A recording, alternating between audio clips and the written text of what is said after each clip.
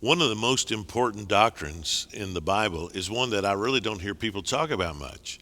It's the doctrine of identification with Christ. Galatians chapter 2, verse 20 sort of summarizes this when it says, I am crucified with Christ. Nevertheless, I live. Yet not I, but Christ lives in me. And the life which I now live in the flesh, I live by the faith of the Son of God, who loved me and gave himself for me. Now, just to take that down to its bare essentials, that means that what happened to Jesus in heaven is counted as though it happened to me. So when Jesus died on the cross, that counted as my death. Remember, God told Adam and Eve the wages of sin is death. The day that you eat of the tree of knowledge of good and evil, you shall surely die. And yet, God in his grace, though they died spiritually, he allowed them not yet to die physically, though they eventually did. So they died spiritually immediately when they ate the fruit. They died physically later. I have the blessing that my death will not pay for my sin. Jesus' death paid for my sin. So my death is not a punishment. Not only that, it's simply going to be a promotion. I'm passing from this veil of sorrow and tears into a world of unending joy and delight in the presence of God. Why? Because Jesus paid the penalty of my sin. When he died, I died in him. Not only that, but when Christ rose, I rose in him. This is why, remember when Jesus rose from the dead and they didn't recognize him, and suddenly he could appear in their midst or pass through walls and disappear, reappear.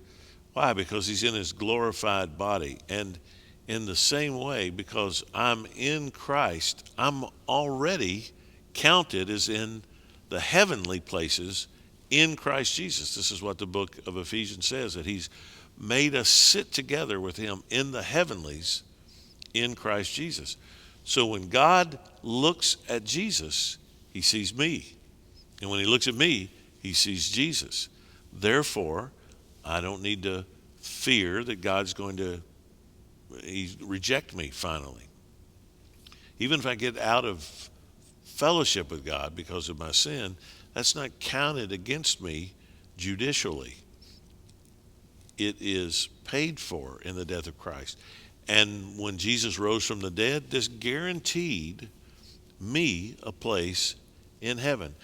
God could no more reject me than he can his own son, because I am in Jesus. If he rejected me, he'd have to reject Jesus. If he cast me into hell, now that I'm born again, he would have to cast Jesus into hell. And that's not going to happen. When you understand that you are so closely united with Jesus, that what happened to him is true of you, that when God looks at him, he sees you. When he looks at you, he sees Christ. This will revolutionize your thinking. This is why, especially in the epistles, it so emphasizes the way we think. Since you died with Christ, why are you still subject to the ordinances? Touch not, taste not, handle not, Paul says in Colossians 2. And if you are raised with Christ, in Colossians 3:1, set your affection on things above, where Christ is seated at the right hand of God.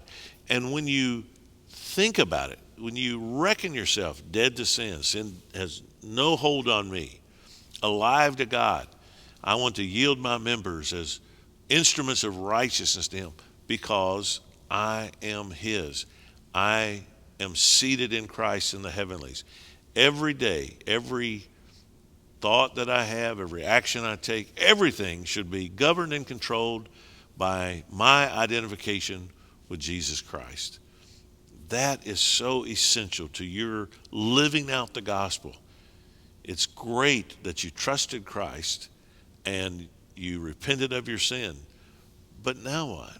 Now live as one who is so intimately connected with Jesus, so in love with him, that you live in a way that brings honor and glory to him, because you are in him, he's in you, you're seated in him in heaven, you already belong to the age to come.